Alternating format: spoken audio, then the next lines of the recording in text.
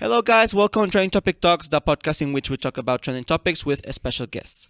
Today's episode is going to be featured by an amazing individual, an outstanding person that has pursued education for a really long time, not only in a personal base in the sense of pursuing a career, pursuing a bachelor's degree, a master's, a doctorate, etc., but also like working on it. So I would like to present you Doctor William Serrata. Doctor, how are you? I'm doing well. Thank you, Mr. Moreno, for having me. I look forward to the conversation. No, thank you very much. Thank you very much for accepting. Like I was telling you earlier, it has been a rough time for me finding guests and to have you here as an outstanding individual. Like I said, he's the Dr. William Serrata is the president of Paso Community College, the institution that I right now belong to. And it's amazing what you've done right now. Yesterday, I was doing a little bit more of my research, and you're kind of a private person in the sense like you don't have a public life in social media. You don't like to externate a lot. You're really active on Twitter.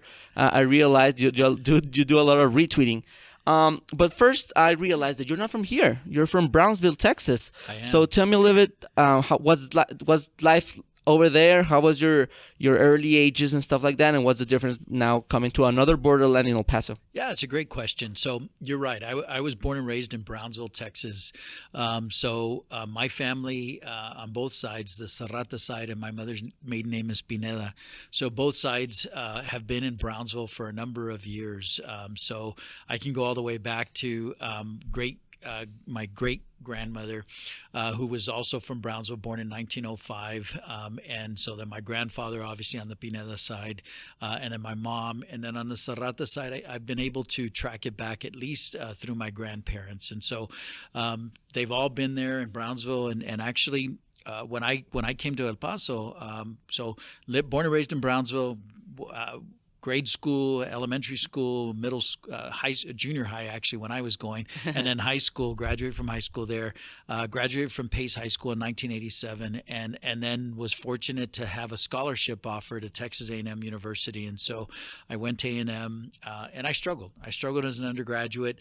I was an engineering major, and I was sharing with your colleague that's the reason I went to A&M is because they were ranked as a high achieving engineering institution.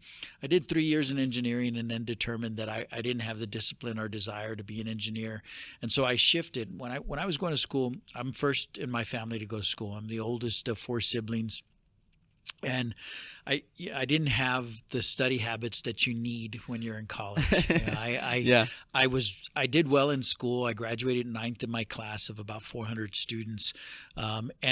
And so I went to A&M really not having the knowledge of what it meant to be a college student. And I had a lot of pride. I'm Hispanic, and so I had a lot of pride and didn't ask for help, and I should have.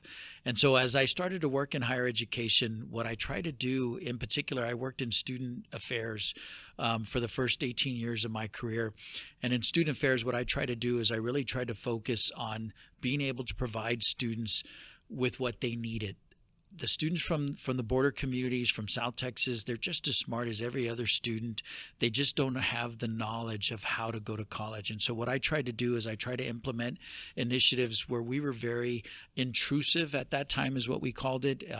Now it's called proactive advisement, but I wanted to implement those to help these students with everything outside of the classroom, that they could be effective in the classroom. Inside the classroom was their responsibility, but I felt it was my responsibility to help them outside of the class. So I started working at UT Brownsville in 1994. I worked there for a couple of years. Then I moved to McAllen, Texas, another border town. In South Texas College, right? It's South Texas College. That's right. I moved. It's an hour from my hometown, an hour west north of Brownsville in Hidalgo County, the county right next to Cameron. And so I worked there for almost 16 years. I started as a specialist in the admissions office. And then I was lucky to work for a lady who was the founding president, Dr. Shirley Reed, who didn't believe in all of the protocols that are in higher education, that you have to pay your dues and you have to be in there for a period of time before you can move to the next level. It was a brand new institution. It was created in 1993. I got there in 96. When I got there, it was one campus, 5,000 students. When I left in 2012, it was 5 full campuses, 31,000 students, and a virtual campus. And so I learned a lot, and she allowed me to grow with the institution. I was very lucky to have been there, because I did grow with the institution, and I worked on a master's degree. I started working on a doctorate, and I was able and allowed to grow with the institution. That's incredible. I mean, and we are seeing the pinnacle of online education right now with all that's happening, and of course there's good things and bad things also about the pandemic, but I think a good thing is the push about online learning. And many of us of the new generation start thinking right now, like, okay, is it the right time to go to college? Is it the smartest move right now for my life?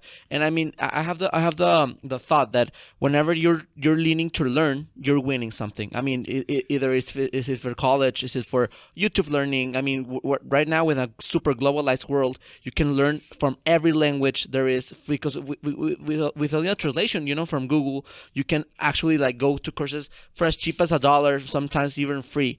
So right now, like having people like you tell me like how was things like for people like me, because I'm not American, but I'm from Mexico. And whenever I was growing up, I realized like, okay, American institutions are really have a lot of quality, and have a lot of goals related to what I like. So whenever I was growing, I'm going to show you as well some of my story. Please. I grew up in Torreón, Coahuila. Saludos a todos. And whenever I was there, I finished high school, and I was like, fortunately for me, it's really common for people in my school to know English. So it's super, super rare for you to not know English in the 4 or 5 top schools in the city. And well, if you grow up bilingual, you open 2 opportunities, like 2 pathways, like you can go either to all the other countries in South America, or you can go to the US, you can go to the UK, Australia, etc. So I had opportunity to go to a pre-college program in Flint, Michigan in 2018. And I was like, dude, I want to go to college in the US. How am I going to do it? I don't know. Because as I'm the first individual that actually, the firstborn in my family that wanted to look for something else. I'm still haven't been dismotivated from engineering. I hope not. But maybe in the future, I can. I mean, it's valid, to change in options, to change on. I realized that you changed major 4 times, right? I did. Yeah. So it's like, it's okay for you to change. And right now it's podcast. Right now it's like going to community college. Maybe tomorrow it's making books and going to Australia, and I mean, it's something that we are all scared. Like right now we're scared of change. And I wanted to ask you, what do you think about the future of education right now with the sense of, is it worth it going to college for some students? Is it worth it for some majors, only for engineering, doctors, law students? But what about those entrepreneurs, those business majors? What do you think about the future of education? Mr. Morales, I think it's the right question to ask. And I worry because over the last couple of decades, there's been an approach, obviously, my family originally from Mexico as well, and so as I go back and I talk about 4th generation on one side of the family, 3rd generation on the other. Before that, we were we lived in Mexico too. So I haven't gone back and done the genealogy and been able to figure it. And I want to also emphasize. So you're absolutely correct with regards to the 2 languages. It is so important. And let me just first say, I wish that I was fluent in Spanish, and I can speak Spanish enough to get by, and both my parents are bilingual. They're native speakers. Yeah, they were bilingual. The issue was when I was growing up, and I grew up. I was born in the 60s. I was growing up in the 70s, and at that time, unfortunately, the American system of higher ed, the American system of public ed, did not allow us to speak Spanish at school. In fact, we used to get punished. That's wow. Right. We would get punished. We even on the playground, we weren't allowed to speak Spanish, and we would be punished. And that is why I'm so upset, because my parents, when they hear me speak Spanish, they say, that I speak Spanish like a gringo. And I'm like, and the thing is it is, I have board members as well, Mrs. Robles, and she always speaks to it. If you have the power of 2 languages, then you have twice as many opportunities. You're absolutely correct. And I think it's a shame that at that time in the 70s, it was just not, you got to speak English, you can't speak Spanish. And I think that's really unfortunate, because I wish that I had command of the language. You have such command of English and obviously in Spanish as well. And I wish I had that kind of command. And I want to make sure that everyone on the borderland realizes it is such a strength to have, to be able to speak fluently more than one language, to speak Spanish, to speak English, French, everything, Mandarin, anything that you can get a hold of. I think it's incredibly important. And fortunately, our country has learned that. So that's one thing. With regards to education, I just think that it is vastly important. And I'll share with you, I'm very concerned about where we are, not just in El Paso, not just in Texas, but the nation as a whole in college going rates. And you're right. There's so many free and there's so many opportunities to learn. And I encourage everyone to be lifelong learners. You shouldn't stop with school and say, oh, I've done it all. I've learned it all. There's always more to learn. So anything that's out there that's free, that you can look, Coursera, there's so many different venues that you can learn. But a formal education is incredibly important. And I worry. So I'll share with you some data. And that's why I have my iPad here, because I'm always on the data and I'm always looking at the data. We love numbers here. So yeah, exactly. And so pre-pandemic, if you look at the fall of 2019 and where we were, El Paso Community College was a little over 29,000 students, credit students. And then we had probably about 7,000 non-credit students that were learning as well. Then we come the first in the spring of 2020, the pandemic hits. Spring break in March of 2020. Yeah, it was a hustle. Yeah, that's right. We were going on spring break, and then I was making determinations of what we were going to do. And I'll share with you, my wife and my boys and I have two sons, Nathan, who's 16, and Joshua, who's 11. Shout out. Yes, those are my boys. We were getting ready to go, and we thought we were going to be flying to San Diego. We ended up canceling that. Actually, Southwest canceled those flights for us, and so we ended up driving to Rio Doso. But I left on a Friday. We had already made plans that we were going to extend spring break for another week for the students. Faculty and staff were going to come back in, and we were going to work our way to transitioning the majority of our courses online. Before the pandemic, we had 92% of our students who took courses face-to-face. Sorry to interrupt you, Doctor, but yes. How was that decision? I mean, it's hard for a higher institution or even any company to take that decision in the sense of, okay, maybe it's a little bit of a sickness of a Chinese flu, like they were saying. How was the decision? Can you tell me how was the room and everything? Sure. So what I did is I brought all the leaders together. I brought all of our cabinet. I brought our faculty senate president. I brought our director of human resources. So the cabinet is 10 members of the institution. The vice president, myself as president, the vice presidents, associate vice presidents. And so we meet regularly. We meet weekly just to go over where we are with different initiatives. And so at that point, we were looking at, okay, here's what we're hearing. New York was obviously at the epicenter. They were at as well as Seattle, Washington. Those two areas were the epicenter of the pandemic. And so the indication was that there was going to be a recommendation of transitioning to online. So I worked with the team and we said, okay, here's what we think we need to do. Here's all the data that we had available at that time that we were able to find. And so we said, okay, we're going to go online. And again, 92% of our students were taking courses face-to-face. Wow. About 8% were taking totally online. Oof. Another 9% were supplementing their schedule. 17% were supplementing their schedule. So they were taking face-to-face, but they were also taking an online class. Yeah, hybrid. Yeah, so what we did is we transitioned, and we ended up doing about 92% of our classes online, and only about 8% were face-to-face. And the face-to-face were classes that were the CTE courses where you have to work with your hands, nursing, automotive technology, courses of that nature.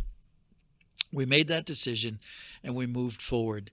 And at that time, it's exactly like you indicate. My thought was, okay, we're going to be online for maybe 2 weeks, maybe a month. A couple of times. Yeah, and then we'll come back. Oof. And so my initial plans that I presented to the board was a comeback that we expected to come back face-to-face in June. And we were going to phase it in June of 2020. We didn't actually come We're back. right now in almost March of 2022. That's exactly right. We didn't come back face-to-face until the fall of 2021. Now, we did maintain our CTE courses, continued to do face-to-face.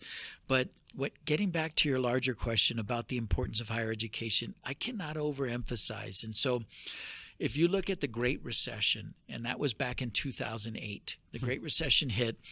And as we came out of the Great Recession, And right before the pandemic, there was about 12 million new jobs that were created in the United States.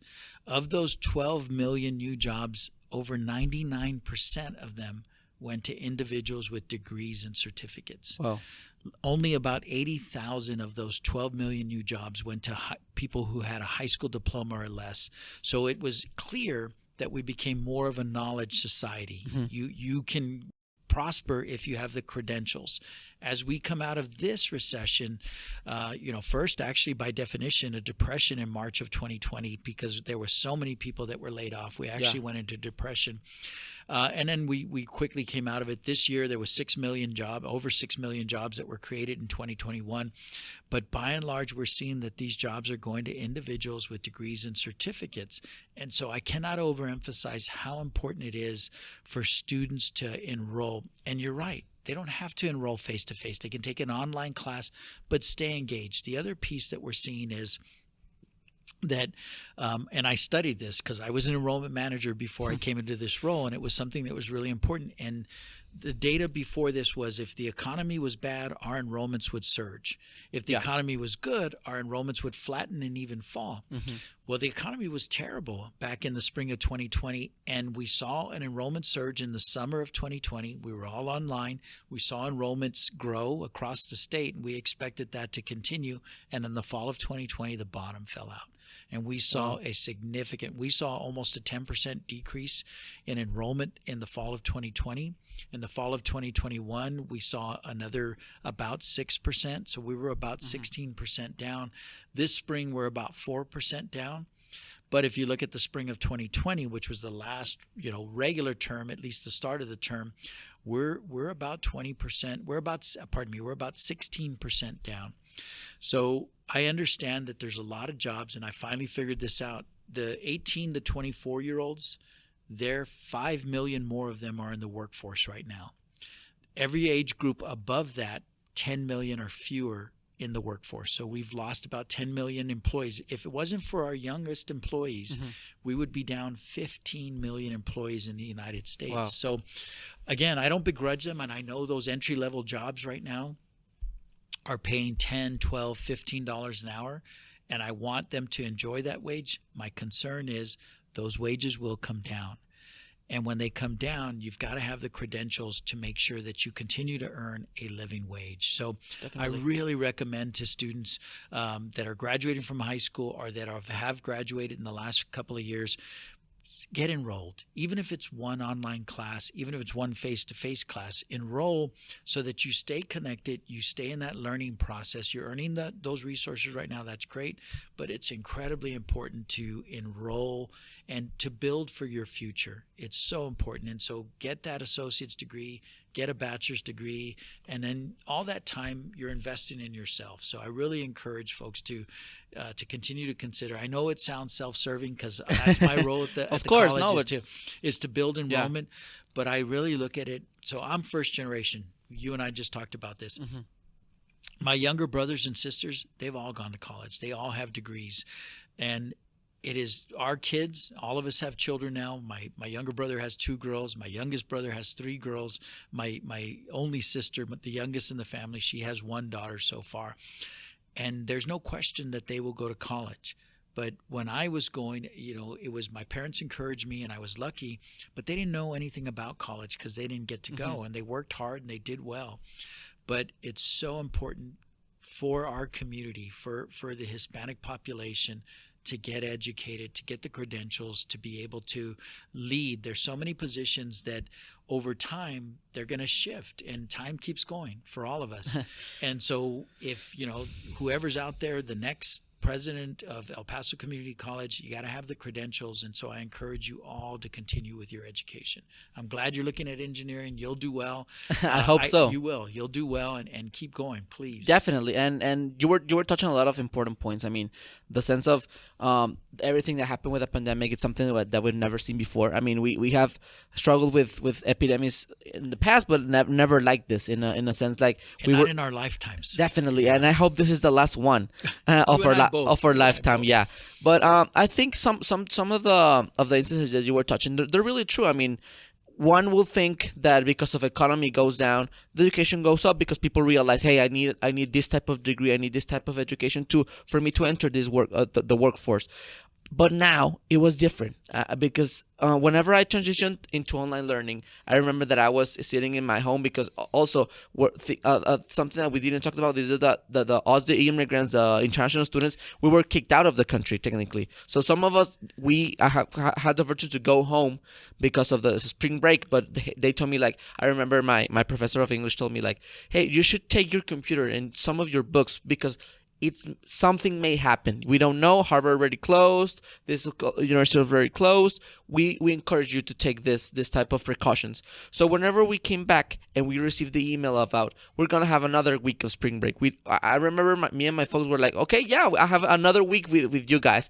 But then another week transformed into another semester, and then another semester, and then another semester, and it was hard because even, I mean, not to give them the fault, but professors, neither students had preparations for that. I mean, some of my professors didn't even know how to use Blackboard. They didn't even use some of the students, because here in the college we have people from all ages. Yep. We have people from really young, from 18, 17 until like 75, even 80 years old, veterans, etc. So the diversity of that had to complex into one small area of, if you know how to use Word, you know how to use Excel, you know how to use Microsoft Teams, and it was super hard for all of us. And not only that, but to keep us motivated, because many of that time when I was online, I woke up and I was like, do I really want to go to class? Yeah.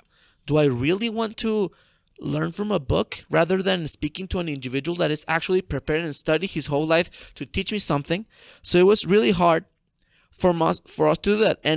And giving it the sense that I have the contrast in living in Mexico. All of my fellow friends in Mexico, they started a little bit after us. Like we took a little bit more precautions, in the sense, like, the United States has always, because of the economy system, because of everything, has to take a little bit more precautions in that sense. Mexico didn't even close their borders until today. Like not even until today. So I was like seeing, okay, my friends are still going to school in Mexico. Why are we not? Yeah. You know? So I was like, plus not motivated, because I was like, okay, why are they seeing that I'm not, you know? So in that sense, I was like really thinking about the burdening of, I don't know if you know this, but people in Mexico, in all places, they have the stigma of that community colleges are not worth it. Yeah. Sometimes, like, because college is expensive, and for us to like making money in pesos, to start like dividing your wealth in 20, it's hard. So whenever I was applying to college, I applied to UTEP, UTSA, and other colleges, and I was accepted to a couple of them, but they get where are my reach, you know? So like, in the verge of the pandemic, everything was like, okay, man, you don't have that kind of money. So whenever I searched and I looked for great opportunities in higher ed, I looked for and I found it at Paso Community College. Before studying here, I never came to El Paso, but I realized it was a great area for me to jump in and to grow. And now I want to ask you a new question.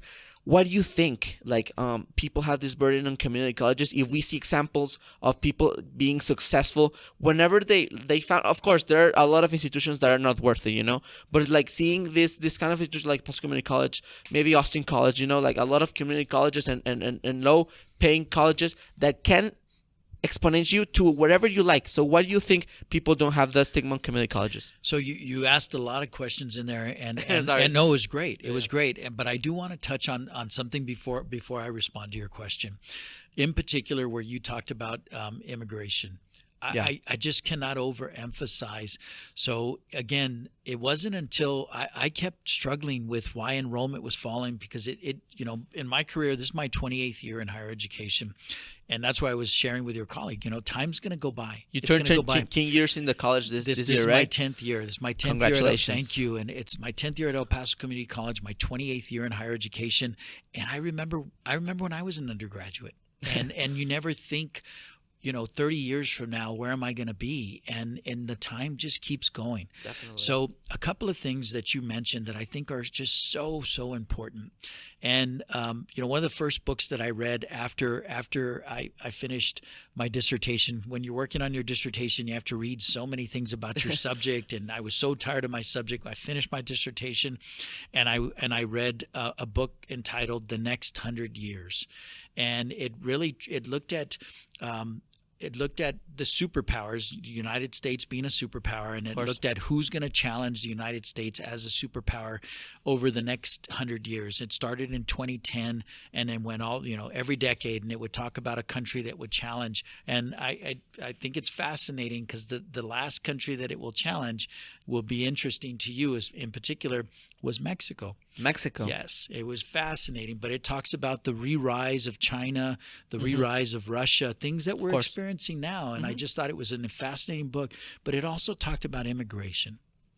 And it talked about how, in 20, 30 years, we won't be talking about this whole immigration thing, that we'll all be working, all the industrialized countries will be competing for the immigrants, because most countries are falling in population, and we need those young workers. Yeah, we're seeing countries like Spain, even Switzerland, or like European countries that people don't want to have kids anymore. That's exactly right. And so this article that I read during the break that really helped me understand, that I referenced earlier, about that youngest two groups of employees, the 18 to 20-year-olds, the 20 to 24-year-olds, and how they're 5 million more. It also talks about a couple of things. It talks about the birth rate and death rate in America.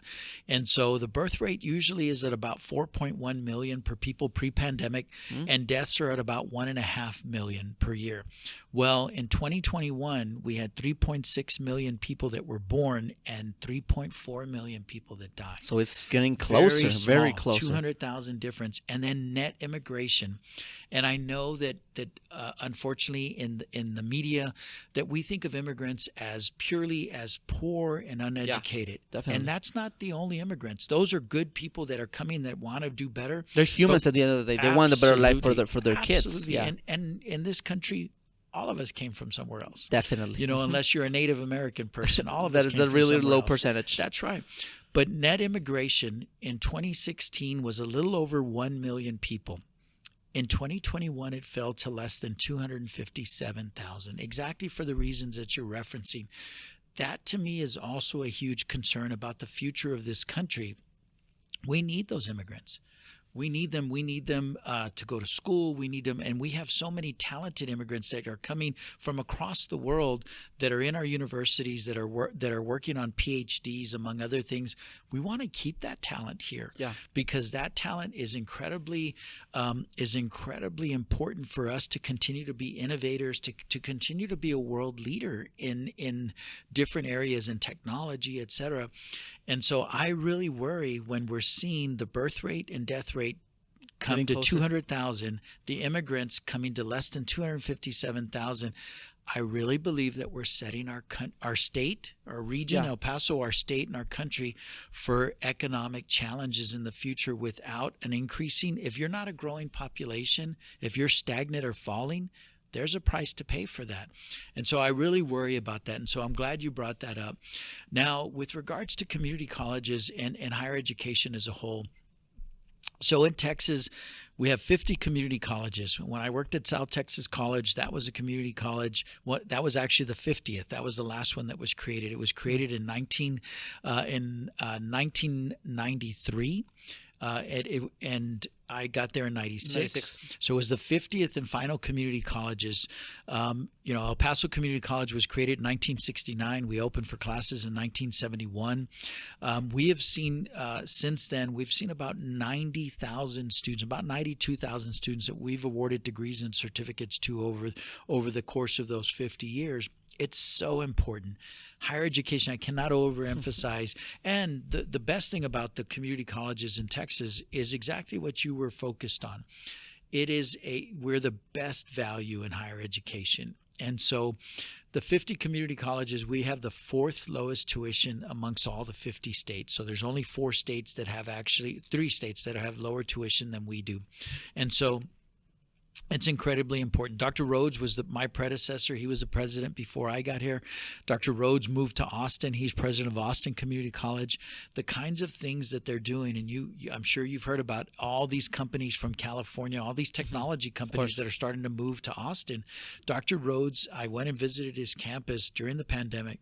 He is set up where they're providing so much technological opportunities for their students at a very low price. So students can come in, get that foundation, get into the programs they want.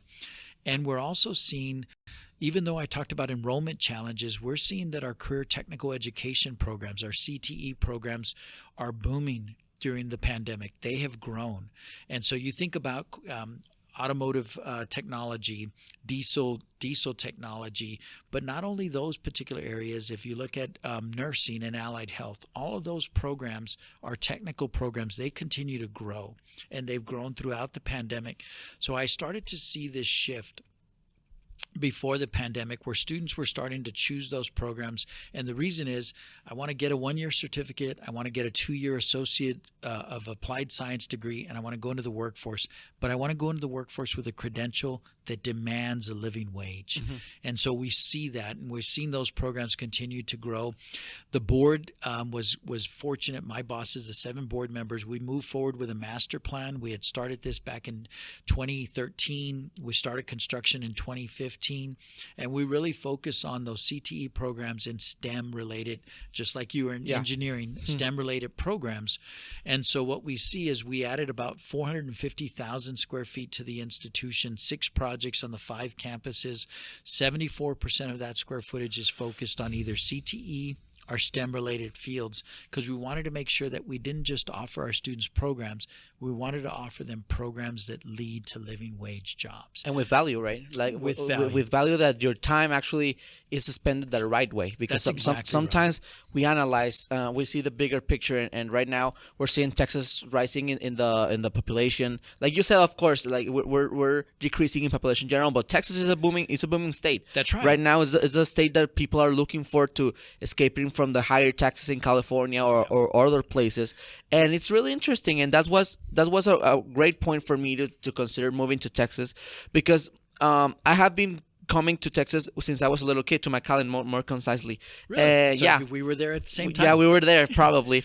And whenever I decided to, do I want my future to be in the United States? Because right now, maybe China, maybe Europe, maybe even staying in Mexico, but enrolling in an online institution, because sometimes I believe that right now we're seeing a decreasing in immigration. Sometimes we're seeing an increase in illegal immigration, in the sense like more people want to come out from, at least to Mexico, illegally. We're seeing like less people want to apply for visas. Of course, with the closure of the Homeland Security Department, less visas were offered and stuff like that. But we're seeing that right now Texas is a great place to be. And El Paso more, because it's that, like, people are saying it's the next big thing, because it's the border. It's probably one of the biggest borders in all the whole world, not only in North America or America. But we're seeing something that is unprecedented. So I'm really excited to be a part of this, to be a part of the new situation with the future of the metaverse, the future of cryptocurrencies, with the whole globalization. And I think the right step that you're taking is going more to STEM, going more to CTI, because in 30, 50, in 100 years, we're seeing more automatization. We're seeing more people that are getting laid off, in the sense like we don't need people to actually grab boxes and put them in a shelf. However, we still need people to check on those robots. We still need people to manage the trucks and the cars that we're going to drive by themselves. So it's important for us to see, in 100 years, but also in 10, 20 years, because there's a lot of people that actually depends from those jobs. Like I said, in 5, 6 years, trucks will maybe, or cars will drive themselves. So what am I going to do now? Like if I make a living out of driving trucks, well, maybe now I can even fix them, So like start studying in those cases and analyzing. I think it's very complex, but I admire it a lot for you guys to actually set up an expectation of what are we going to do in the future. Yeah, that's exactly right, Mr. Morado. And I can't, you're thinking, and you articulated it so well. That's exactly what I was thinking with the Transportation Training Center that we built. And so, I tell folks, the number one job for men in America is truck driving. That's the number one job. And I know that they're in huge shortage right now, but before the pandemic they were not in shortage. and people would say, well, we're building self-automated trucks, we won't need truck drivers. And so why did I build a transportation training center? And I said, because those truck drivers, they're behind the wheel right now. And once we get, first, I thought it was going to take longer than 10 years to get to total automation or total self-driving trucks. I said, but we're still going to need people to work on the trucks, to fix them. We're still going to need the whole auto body repair, all of those areas. And so what I was hoping to do is say, okay, you're driving the truck right now, but I'll transition you as we go. Little bit. Exactly. If the market shifts and we have automated trucks, and by the way, I've learned more about automated trucks as well. What they're saying is there'll always be a driver. The driver may not be driving the truck, but he'll be monitoring everything. He'll be looking online. He'll be checking weather. He'll be checking to see his destination, to see what's the best path, etc. And so there'll always be a driver in the rig. And then the last mile, we expect to see self-automated vehicles on the highways, but once they get into the city, that's hard. That's right. That's when the driver will have to get behind the wheel once again to take over in the city. But I wanted to make sure that we were able to be a part of that industry and to be able to transition students logistics, hydraulics, all of those areas that will still need men and women to work on. I wanted to make sure we were there, and you're exactly right. That's a big part of it. The other piece that you mentioned that I think is incredibly important, the pandemic did open up a couple of things. We used to hear, and I used to hear before, well, we need more coders. We need people who can code, and they don't have to, I talked to a company in Austin. Well, we need more coders. And I said, okay, are you really going to hire my people, my students from El Paso? Are you really looking at Dallas, Fort Worth, Austin, San Antonio, Houston? Are you only looking at those areas? And the triangle of Texas? And initially, that's really where they were focused. But now, since the pandemic, you can work from anywhere. So if you choose to live here in El Paso, you choose to live back in Mexico, you can work for anyone now. The pandemic has really opened that up where people can actually work from home and earn the wages from that company. I think this is wonderful. Definitely. Absolutely. It's an eye opener for many people that you don't actually have to go to college. For example, in this case, for coding, you can get a certification from Code Academy. Right. And like we were saying, of course, we at the end of the day, I encourage the pursuit of a college degree. However, you can learn if you don't have the possibilities of money. Because, for example, in Mexico, it's really hard. Even though it's free, rather than here, it's free.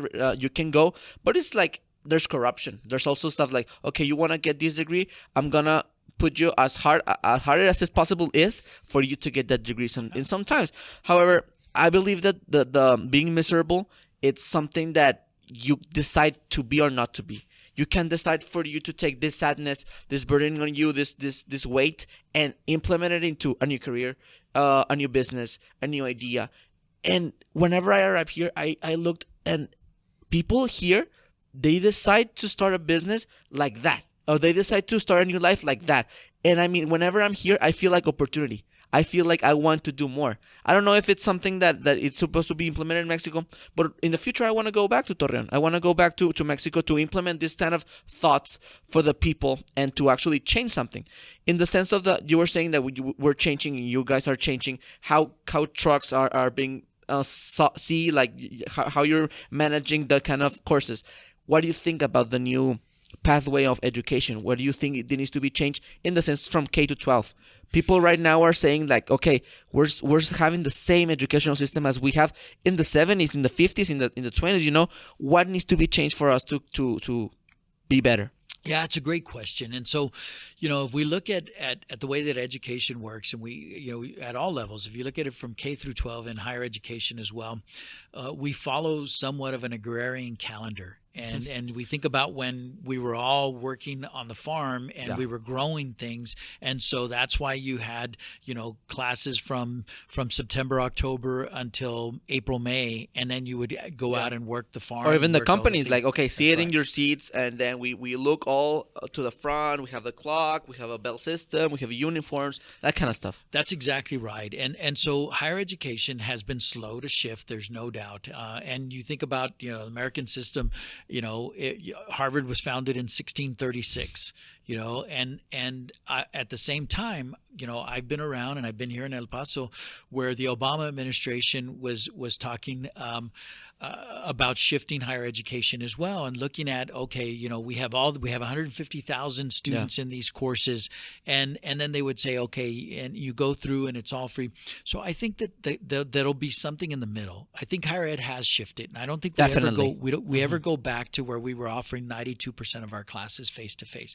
I think we'll end up settling somewhere in the 70 to 80% of our classes face to face, but we'll have about 20 to 25% of our students that are going to want to take courses online, and they can be anywhere. They can be anywhere in the world while they're taking those courses.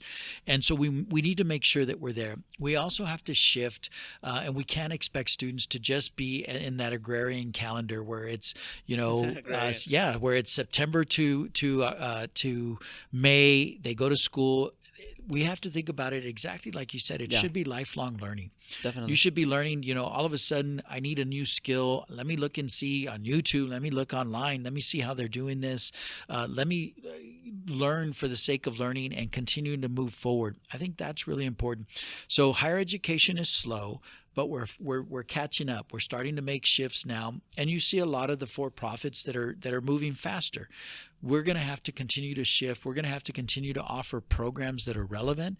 Now, I will say, earlier we shared my degrees, my bachelor's and master's are in English. The doctorate's in human resource development. But when I looked at those, when people think about, okay, my gosh, English, well, what are you going to do with an English degree? Well, it shows an ability to learn. It shows that you have the ability to shift, to be able to learn. And so those degrees will not be obsolete. The transfer degrees are important, but the technical, the STEM, the CTE courses, we're seeing those grow right now, and they're going to continue to grow because there's such demand for those fields right now. And I mean, you can be whatever you want today. If you were born a potato, you can be an apple tomorrow. I mean, you don't decide. I mean, whenever you decided to study engineering, I bet you didn't even thought about being the president of a college one day. It's something that happens, it happens in life, and you don't have to be stubborn on the pathway that you look. Because my mother tells me, like, okay, you can right now study engineering, you can right now study business, law, whatever. But at the end of the day, your passion, your really thoughts on what I want to do with the world, it's something that is up to you. If you want to change technology, you can change technology with law. You can change technology with STEM. You can change technology with with psychology.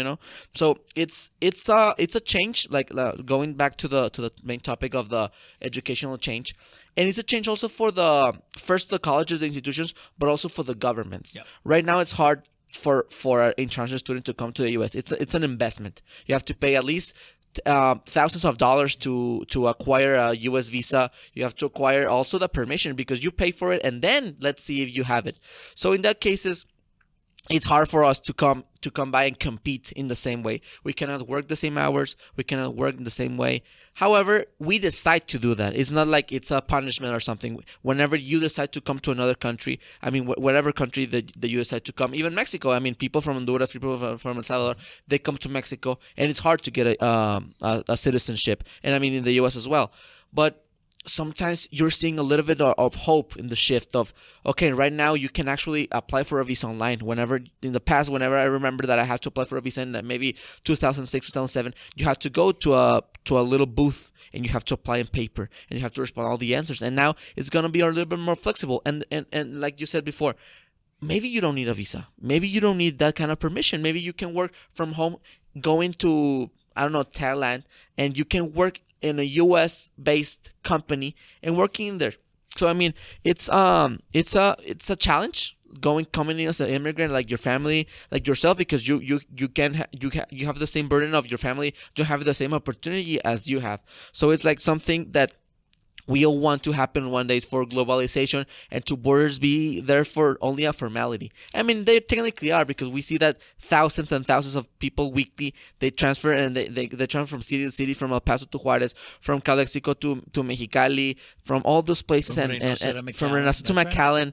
I mean, in Matamoros, Brownsville, let's not forget the Brownsville. That's right. And yeah, I mean, it's a great thing that we're seeing change here. I think so too. And I think that talent, we recognize that talent is everywhere. Yeah. And talent is not exclusive to the United States. It's not exclusive to New York City. Talent is everywhere, and we want to make sure that we cultivate that talent, that we give it an opportunity to grow and to continue to contribute. And again, I think education is a key part of that to be able to move forward. And we're seeing that. We're seeing that from students. And right now, the decline is primarily in those 18 to 24-year-olds. They're working. Again, I don't begrudge that they're earning $15 an hour. I'm very happy that they're earning it. I just need them to think about the future. My concern is those wages will come down. And 15 is a lot right now. Whenever you're 23 and you don't have a family and you're paying rent with your roommates, like it's different for you and 26, 27 when you have a family, whenever you want to buy a new truck, whenever you find. And I mean, that's something great that I've learned here. In Mexico, at least in the north, it's not that common to have that working culture. Whenever you see the high, I don't know, society in Mexico, you see that those people, they punish people that actually want to step out of the box. Like some people in my hometown, they were saying like, "Why are you gonna go to US? Why do you wanna be there? I mean, you cannot make it here, or why are you leaving? You know?" And it's not that. It's the sense that people here, they applaud and they say, "Bravo!" If you're working on a Starbucks, if you're working on a CVS, and in Mexico, it's not the same thing. If you're working outside of your family's business, you're working outside in a restaurant, it's punished. You know, like socially. I mean, they will probably not tell you things, but it's punished. I mean, you will see that you're being less invited to parties. You will see that you're being, and that is what I love about American culture. Dr. Serrata, I didn't fit in the Mexican view of education. That is why I came here. I didn't even apply to the best universities. In Torreon, they have good places. They have Tecnológico Monterrey, Ibero, UNAM in Mexico City, ITAM. They have a lot of great places. However, I didn't fit to that like mold, in the sense like, okay, if in Mexico you don't have a 90 GPA, like for let's say a 3.5, 3.6, you cannot get a scholarship. Either that, or you are the best of soccer, you're the best of American football. And here, if you have a great essay, if you have a great purpose in life, if you even know who to talk to in the sense of financial aid and stuff like that, you can get an opportunity. You can get loans. And in Mexico, you can't. And that's something that I really appreciate by coming here. For example, with the STS program, shout out to Raul Ramirez. And the STS program has been a lifesaver to me. I mean, it has brought me the opportunity, of course, to pay my bills, of course, to be legally working here, because that's something that I need to do. Imagine if I didn't work like that, in the sense of I cannot pay for rent. I will start draining my family in Mexico, and that's not good. And for me to be here, it has helped me not only to grow personally, but to grow socially, in the sense like I hope that one day I can bring my family not to the US, my nuclear family, but I want to make a family here. Sure. I want to someday, because you make more money in the US, you have more opportunities, you can learn more, and for that to happen with the STS program, for example, is great. And I hope that we, in the college, we create more programs like that. What do you think about the STS program and all the work study programs here in the college? So a couple of things. So I've studied these kinds of programs for a long time. And so what you see is the most successful student in college is the student who's not on financial aid. And so you think about it, it's because they can afford it. You know, they probably are second, third, fourth generation college students. Their parents, grandparents all graduated. They understand the system. They've done better. But that's the most successful. The second most successful student in college is a work study. And the reason that they're successful, so whether it's direct wage like STS, whether it's work study programs through the federal government, the reason that they're successful is because they learn the system. And this is what I found when I was an undergraduate as well. It wasn't until I worked in college, and I was working at a restaurant, and that actually delayed my graduation, because work ethic is important to me, and so and to my family. That's how I was brought up, and so somebody would say, call in, I can't make it to work, and I would end up working their shift because I was at a restaurant. I needed to make sure that it kept going. And you need the money when you're young. That's right. And what ended up happening is I would sacrifice my classes, and so it wasn't until I left that position and got a job on campus that everything made sense. I worked on campus, and my boss, they just like all bosses on campus, you have a test today? Go study. You can make up your hours later. Go Yeah. study, make sure you do well in the test. You learn the system. You learn where all the different offices are. You learn about the professors. You learn about the administrators, and you see that we really care. We want to make sure that you do well. So STS is a tremendous program. Mr. Ramirez, I'm so proud of him. I went and saw him this morning. He's getting ready to leave the institution, going to Harvard to work on his master's degree. And I told him, you're going to an institution I only dreamt of. I went to state schools. I went to A&M. I went to UT Brownsville. Then I went back to A&M for the doctorate. Very proud of those institutions. But if you think about higher education in America, Harvard is on a different level. It's an Ivy Definitely, League school, top tier. but it shows you what's possible. You see him coming, from El Paso Community College, working here, and then he struggled. He was like, "Well, I'm not sure," and I'm like, "Are you kidding? You go and you get the." That's what I master's." told him. Yes. I mean, we're talking about Raul Ramirez. Hi, shout out to him.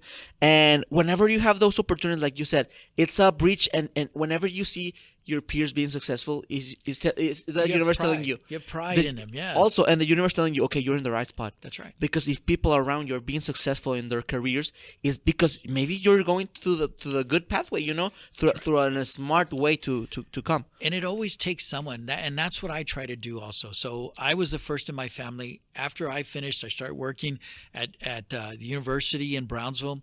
And so my brother was coming up, my brother Gerard, 5 years younger than me. And so I helped him understand the system. I helped him with registration. I helped him get set. Mm-hmm. Then my youngest brother, Lenny, came through. My sister, Nikki, came through. So it becomes a way for us to be able to help. And I know that Mr. Ramirez, when he comes back, and I look forward to coming back, and I said, it's only 2 years. You're going to be there for 2 years. Wait for 2 years. You're going to earn a graduate degree from Harvard. That's amazing. Open doors everywhere. That's exactly right. And then he comes back and teaches other students how to do it. That's how we make progress. That's how we're able to lift our community and be able to help everyone to earn those credentials, to be able to be in leadership positions. Those are leaders, Dr. Serrata. That's exactly people right. that actually help each other out. People that teach their peers how to be successful as well.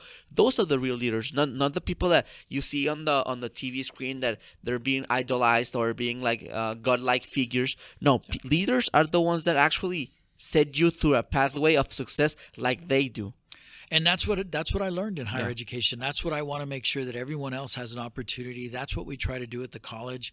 That's the vision that I've had since I've been at El Paso Community College is how do we help others? I was just like our students, 35 years ago when I started. 35 years ago, I started it in 1987 as a freshman at Texas A&M. Had no clue how the system worked. Yeah, had no clue how the system worked, and I struggled. And so all the kinds of things that we've implemented have been focused on trying to help students be successful, not by doing the work. That's your responsibility to do the work in the classroom.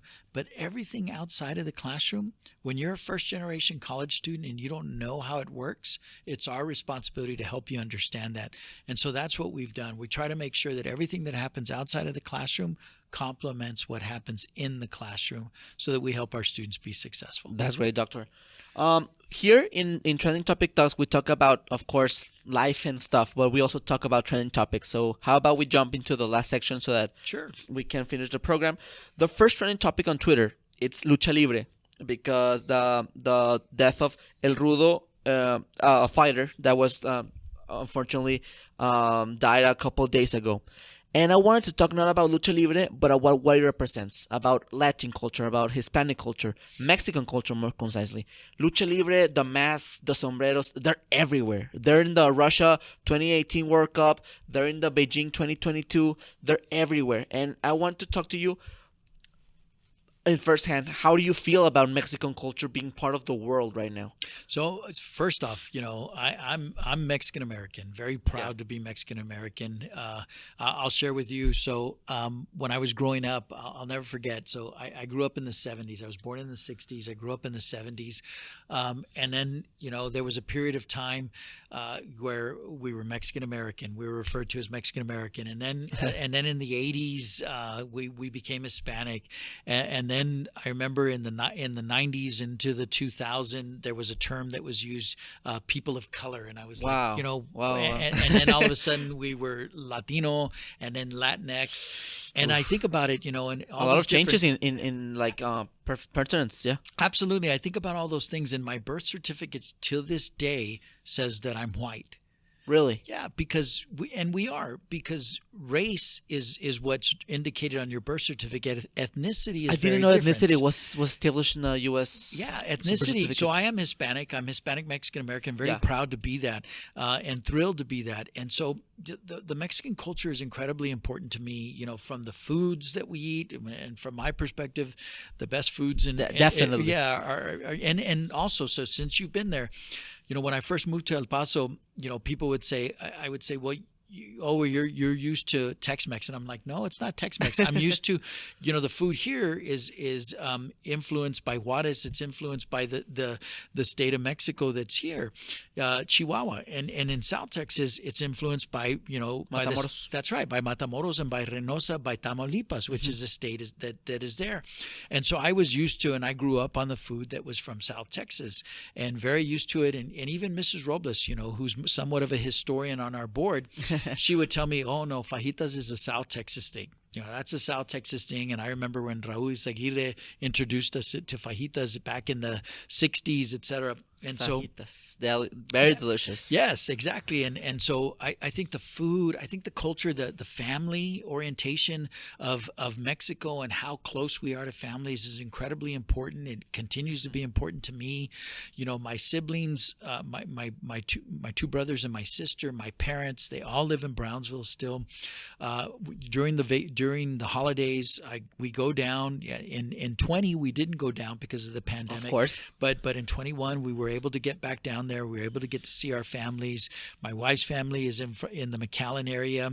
And so I just am very blessed. And from my perspective, the Mexican culture is so important, with regards to family, regards to food. All of those things are incredibly important. Trying to help your siblings. That's what I try to do. I'm the oldest of four. I try to make sure that they were all in a position where they didn't struggle the way that I did. Because I did. I struggled in my undergraduate. So there's so much about our culture that I am thrilled to be part of that culture. And I think that Mexico has so much to offer the rest of the world, whether it be, the foods, whether it be the drinks. My God, everybody is now in the tequila business. Everybody. Yes. We should get on. I know everybody's in the tequila business. And you think about it, this is another a Mexican invention that is wonderful. There's so much about our culture that is so important. And I'm thrilled to be a part of that and try to add to that as well. Definitely, Dr. Serrata. And just to compliment on that, I think it's incredible because right now I'm being faced with a new reality of, okay, there's the Mexican people, there's the American people, and there's like a practically new country about 30 million people that actually speak Spanish. They're from the Latin America, and we're talking about 30 million people. The U.S. is the second country with most Spanish speakers in the world, more than Spain, more than even Colombia, Argentina. So it's a great place for actually to spread this culture about Hispanic, not only like we said Mexican, but Colombian, Argentinian, and stuff like that. And we need to team up. We need to team up not as Hispanics, or we need to team up as a country, as a community, as North Americans, as people in all over the world that actually converge in the sense of like, right now with what was happening with Russia, with Ukraine. It's sad to see. It's sad to see the difference. Like, we know that a lot of people in Ukraine speak Russian. A lot of people in Russia speak Ukrainian. Like, it's like, do we really need to be fighting about this? Do we really need to have this conversation? Whenever we see two countries being apart, two countries being so together but so apart, I mean, we're past that. We're past the whole invasions things. We're past about all of that. We were saying right now you can be Mexican living in Thailand and you're still Mexican because that's how you feel. Yep. And I mean, that's really sad to see. However, it's to end the podcast with a great note. Thank you for coming here. Thank you for sharing your story. It's crazy to find this kind of person like you, to see how from the beginning they actually wanted to succeed. They actually wanted to, and they made it.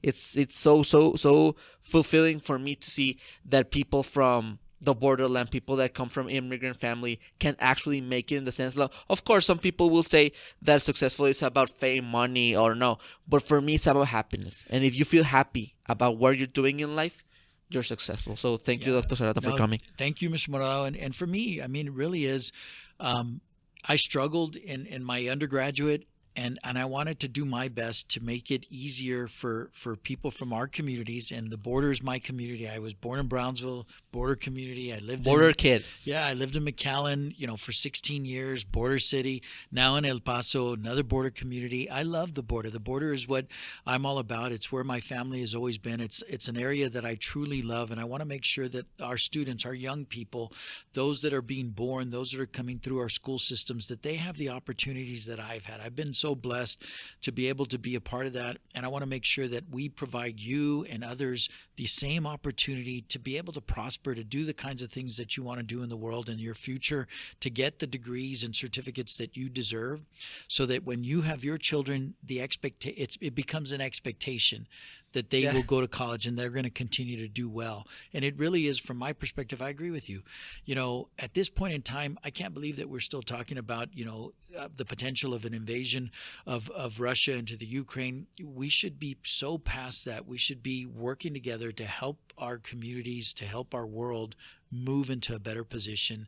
It should be about helping others, from my perspective, and I've been blessed to do that. So thank you so much for the opportunity. No, thank you. First of all, how can people find you on social media so that you can actually get more traffic with that? Yeah, so you're right. With regards to social media, it's funny that you raised that earlier. So I am on Twitter, and that's really the only social media that I'm out there. I still email, so email as well. But on Twitter, I'm W Serrata, and so you can find me out there, WSERRATA. I am on Twitter. Look forward to it. I keep up with it. I retweet pieces that I think are important for education, things of that nature. Occasionally, I'll put my own tweet out there. It's usually about my family, things of that nature. But that's a way to find me as well, and I look forward to helping anyone that's trying to improve themselves, trying to get that education so that they can be the leaders of tomorrow. Perfect. Also, do not forget to follow @FedeMorado, @FedeMorado in every social media, TikTok, Twitter. We're doing dances now on TikTok and Instagram, everything. And also don't miss a special guest like Dr. Serrata here, who is an amazing individual, and let us to talk about his career and every other thing. So thank you very much, Dr. Serrata, for your time. Thank you. That was another episode. See you guys. Thank you.